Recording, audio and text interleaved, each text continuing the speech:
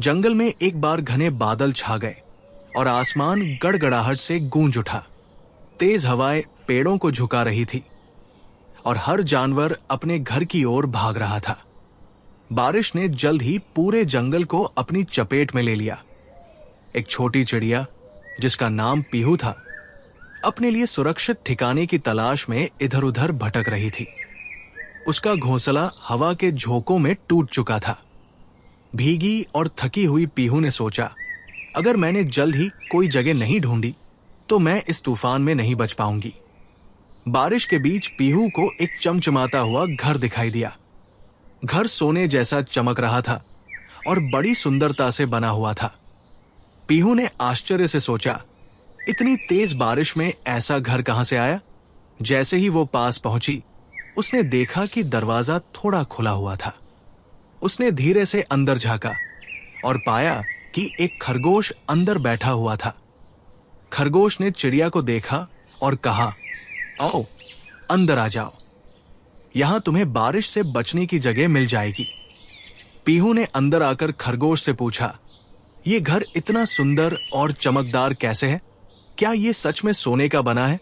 खरगोश मुस्कुराया और बोला, ये घर सोने का नहीं है, बल्कि इसे मेरे दादा ने बड़ी मेहनत से बनाया था।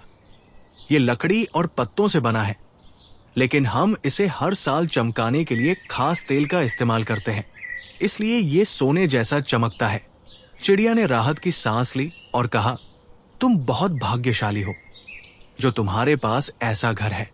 अगर मैं भी ऐसा घर बना पाती तो मुझे कभी बारिश से डर नहीं लगता। जैसे ही वे बात कर रहे थे, तूफान और तेज हो गया। पेड़ों की शाखाएं टूटकर गिरने लगी। खरगोश ने चिड़िया से कहा, हमारा ये घर मजबूत है, लेकिन अगर तूफान और बढ़ा तो हमें कुछ और उपाय सोचना होगा। पीहू ने खरगोश को सलाह दी, अगर हम घर के बाहर कुछ मजबूत लकड़ियां और पत्थर रख दें तो ये तूफान का सामना कर सकता है। खरगोश और चिड़िया ने मिलकर काम करना शुरू किया। वे बाहर गए और कुछ मजबूत टहनियां और पत्थर ढूंढे।